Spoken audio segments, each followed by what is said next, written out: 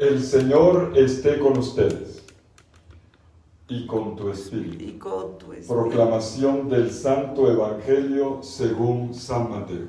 Gloria a ti, Señor. En aquel tiempo, al enterarse Jesús de la muerte de Juan el Bautista, se marchó de allí en barca a solas, a un lugar desierto. Cuando la gente lo supo, lo siguió por tierra desde los poblados. Al desembarcar, vio Jesús una multitud. Se compadeció de ella y curó a los enfermos. Como se hizo tarde, se acercaron los discípulos a decirle: estamos en despoblado y es muy tarde. Despide a la multitud para que vayan a las aldeas y se compren comida. Jesús les replicó: no hace falta que vayan, denles ustedes de comer. Ellos le replicaron: si aquí no tenemos más que 5 panes y 2 peces. Les dijo: tráiganmelos. Mandó a la gente que se recostara en la hierba, y tomando los 5 panes y los 2 peces, alzando la mirada al cielo, pronunció la bendición, partió los panes y se los dio a los discípulos. Los discípulos se los dieron a la gente. Comieron todos y se saciaron, y recogieron 12 cestos llenos de sobras. Comieron unos 5,000 hombres, sin contar mujeres y niños. Palabra del Señor. Gloria a ti, Señor Jesús. Bueno, mis queridos hermanos y hermanas, quisiera empezar con una pequeña aclaración. Este evangelio de hoy, que acabo de proclamar, fue el de ayer.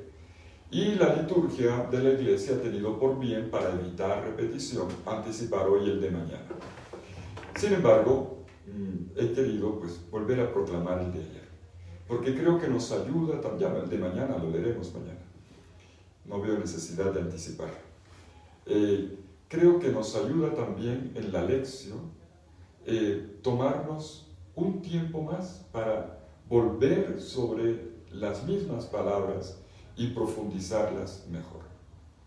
Y yo quisiera poner a consideración de ustedes en la mañana de hoy 2 aspectos fundamentales de este pasaje, de la multiplicación de la primera, porque son 2 en Mateo, de la primera multiplicación de los panes, que quizás sea mejor llamarla la distribución, la repartición, o más exactamente, del compartir. El milagro está en el hecho de compartir.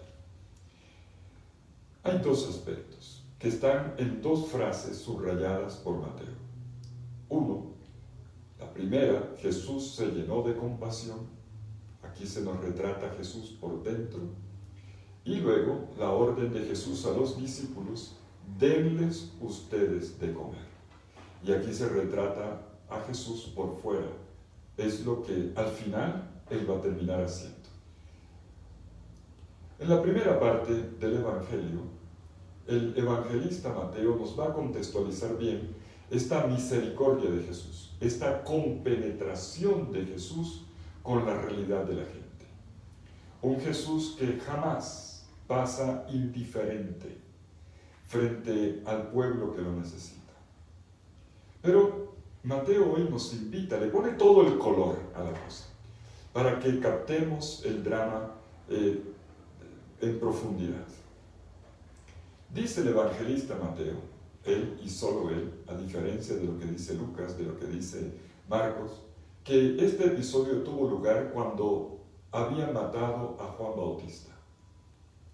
Y a Jesús le llega la noticia, dice literalmente el texto: oyó Jesús, se enteró Jesús de que había muerto Juan Bautista. Esto tiene 2 implicaciones para Jesús. Por una parte, Juan Bautista ha sido el maestro y el amigo de él. Recordemos la escena del bautismo, en qué términos hablan. Hay una relación muy profunda entre ellos. Podríamos decir, aun cuando el texto no lo dice, pero podemos decir: Jesús está golpeado por el dolor.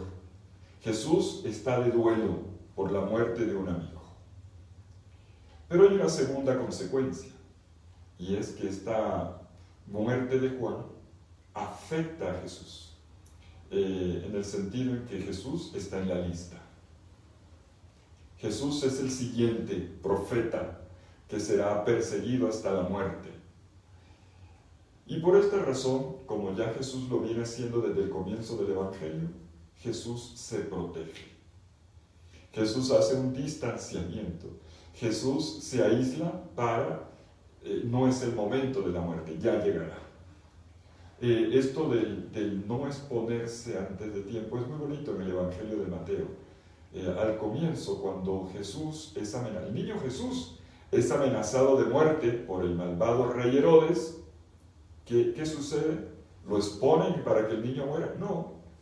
Dios le pide a los niños, a los papás, a María y al papá adoptivo, a José, que se vayan a Egipto. Salven la vida del niño. Y salvan la vida del niño. Huyeron a Egipto. Cuando en el capítulo 4, versículo 12, después del bautismo de Juan, Juan es capturado, dice el Evangelio que Jesús se fue de donde estaba, de la región del Jordán, evidentemente, salva su vida del peligro y se va a una región más tranquila que es Galilea, de donde él venía. En el capítulo 10 de Mateo, Jesús le dice a los discípulos que cuando los persigan, ¿qué dice? ¿Mátenme? No, dice huyan. Y no terminarán de recorrer todas las ciudades de Israel hasta que venga el Hijo del Hombre. Jesús practica lo mismo ahora. No se exponga, dice Jesús. Él no se expone. Ya llegará el momento. Y este Jesús entonces, que está dolido, golpeado por la muerte de Juan, y también perseguido, se va a una vida de aislamiento, de soledad y de silencio. Sabemos muy bien que Jesús buscaba con frecuencia también la soledad y el silencio para orar. Pero curiosamente el tema de la oración aparece después. Después de la multiplicación de los panes es cuando va a orar. Y a una montaña, y desde allí vendrá la escena siguiente, que es la travesía del lago, la tempestad y la historia de Pedro. Aquí se trata de un Jesús recogido, elaborando duelo y protegiendo su vida. Y resulta que la gente se va detrás y le cambia el programa a Jesús. Es bueno subrayar que se trata de la gente que lo sigue, más bien lo persigue, porque tiene necesidad. Y no es poca la gente. Para mí, yo realmente, si miramos con cuidado esto, es brutal, realmente violento. Son 5,000 hombres, sin contar mujeres ni niños. Si multiplicamos, si hacemos una aproximación, las mujeres, suponiendo que están las esposas, duplique, y además los niños, 3 a 5 por familia, ¿cuántas personas presionan a Jesús? Es una presión, una multitud inmensa. Si usted le vienen 5,000 o 10,000 o 30,000 personas para pedirle comida, ¿usted cómo se siente? O enfermo, o a pedirle ayuda. Póngase en lugar de Jesús, haga composición del lugar y entenderá. Y Jesús, el Jesús que hace duelo, el Jesús que se protege en este momento del peligro mortal, frente al dolor de la gente, no se protege. Jesús se deja cambiar el programa. Es un Jesús flexible. Esto a mí me deja pensando muchas veces, cuando la gente le toca la puerta a uno y uno está ocupado, ¿soy capaz de cambiar el programa para atender a una persona? Las personas son más importantes que las cosas, yo lo sé, pero uno se le olvida. Y uno dice, sí, pero eso también es urgente. Jesús se deja cambiar el programa. Más importante que su dolor, más importante que cuidar la integridad física, fue el dolor de la gente. Fue más importante. Y esto es lo que Mateo subraya, esta es la primera acentuación, sintió compasión. Y es una compasión inteligente. Ojo, es una compasión inteligente. Hoy se habla de inteligencia emocional. No me gusta mucho la expresión aquí en el Evangelio porque yo no soy de lo que no estoy de acuerdo con que la lectura de la Biblia se haga con psicología, con todo el respeto de los psicólogos. Pero creo que en este caso cabría bien, porque es una inteligencia que interpreta, que sabe leer, una inteligencia que no se queda simplemente en en la emoción. La compasión de Jesús no es la emoción, la inteligencia, no es la compasión que se queda en la emoción, sino que es capaz de percibir lo que realmente se necesita. Uno a veces le pasa eso, porque uno le duele algo y entonces o ve una persona necesitada, saca un billete, se lo da, pero no te preguntas qué le está pasando a esa persona. Simplemente lo resuelves. Y eso nos pasa de muchas formas. Cuando vamos a una funeraria a dar un pésame, cuando vamos a visitar a un enfermo, ¿será que realmente sabemos leer? La compasión de Jesús es una compasión inteligente. Pero viene aquí otro punto más. No se queda en el simple análisis, lectura del dato. Jesús va enseguida a actuar. Y esta es la segunda parte del Evangelio. Jesús no se queda, como a veces hacemos, sobre todo en la pastoral, estudios de la realidad y análisis, y hacemos folletos, libros, y hacemos planeaciones, y el día en que se firma la planeación, pareciera la firma de una sentencia de muerte, porque hasta ahí llegan los planes. Jesús es un hombre de la acción. Segundo elemento, un Jesús que se deja tocar a fondo y que es capaz de leer sobreponiéndose a sus propias emociones y programas y pone al otro, a la gente, por encima de él mismo, más importante que él. Eso es pastoral, ese es un pastor. Pero lo segundo, para Jesús no basta sentir, ver y sentir, actuar. Compromiso concreto. Y Jesús para esto mueve a los discípulos. Cuando los discípulos vienen y le dicen, oye Señor, mira que ya es tarde, ¿no? Me recuerda a los sacristanes, con respeto de la sacristana maravillosa que tenemos en la parroquia, que tienen que irse porque se les acabó el horario y sacan a la gente de la parroquia. Se acabó, me tengo que ir. Óyeme, por Dios, más respetico con la gente. O por lo menos ten consideración. Jesús escucha lo que los discípulos le dicen. Señor, vea, es tarde, se acabó. Mándalos y le dan órdenes a Jesús. Dile a la gente que se vaya a buscar comida en otro lado. Dile a la gente que se vaya a buscar la comida en otro lado. Y claro, la comida, si ya es de noche, la comida principal era esa hora, al final de la tarde. Y bueno, se supone que a dormir. Acuérdense, son 5,000 señores. Y si multiplicamos, si proyectamos bien, son 30,000 personas, puede ser. Señor, mándalos a buscar comida. Además que estamos en el desierto. Como si Jesús no lo supiera. Como si Jesús no lo supiera. A mí esto me recuerda una cosa. Aquí en este barrio del Minuto de Dios, en esta casa en la que estoy, aquí en esta casa, vivió un sacerdote que se llamó Rafael García Herreros. Así se llamaba el curita. Él fue el que creó este barrio. Todo lo que está aquí se lo debemos a él. Y este padre, bueno, ya el barrio ya había crecido y la gente tenía una manía. Aquí nomás al frente, estoy mirando aquí la plaza. El padre se sentaba aquí en la verjita, él se la pasaba siempre con la gente. Siempre estaba con la gente. Y la gente del barrio todo el tiempo venían a ponerle quejas, porque él era como el alcalde chiquito aquí del barrio. Padre, que mire, que allí en la calle se hizo un hueco. Y otro venía, padre, que mire, que hay un vecino que hace mucho ruido. Padre, que mire, que allá en la entrada una verjita se dañó. Padre, que mire, que de este lado falta luz. Y ya tenían al padre aquí. Hasta que el padre encontró la forma de sacárselos de encima. Bueno, amablemente. Comenzó todo venía, padre, que hay un hueco en la calle, arréglelo usted. Padre, que hay un vecino, arréglelo usted. Padre, que arréglelo usted. Y les quitó la manía a los del barrio. Porque es que todos tenemos, y en realidad no lo hacía por quitárselos de encima, no. Es una forma de educar la comunidad. Es un vicio muy grande que tenemos de siempre echarle la culpa al gobierno de todo. Hay que hacer que lo haga el gobierno.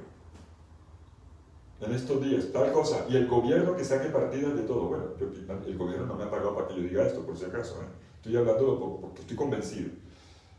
Que lo pasa en las comunidades, que lo haga el superior, que lo haga el rector del colegio, que hay que recoger la cosa, que lo haga el vecino. Oye, niño, hágalo usted. Responsabilícese, por Dios. Jesús le dice a los discípulos, denles ustedes de comer, ustedes. Los discípulos quedan así viendo un chispero y claro, enseguida le hacen un reproche al maestro, le contestan al maestro, no eran tan obedientes así, no fue maestro, 5 panes y 2 peces, eso, Señor, es que tú no te das cuenta de la multitud. Mira que no se ven ni las cabecitas que están allá. 5 panes y 2 peces, esto es nada, esto es muy poquito. Trataron a Jesús de bruto, como si Jesús no supiera. Qué importante es esto. ¿Saben que es una falta de fe ponerle obstáculos a la obra del Señor? Con un supuesto realismo, supuesto, entre comillas, realismo. Seamos realistas, esto no funciona. ¿Dónde está tu fe? Fe significa 2 cosas. 1, que estás con el Señor y que el Señor va a hacer siempre una obra. Él hace de lo imposible lo posible. Y 2, fe significa también, no flojera, sino compromiso. Empieza y verás cómo todo se mueve. Empieza. Pon tu granito de arena. La Madre Teresa de Calcuta dijo en una de sus famosas intervenciones una frase inolvidable.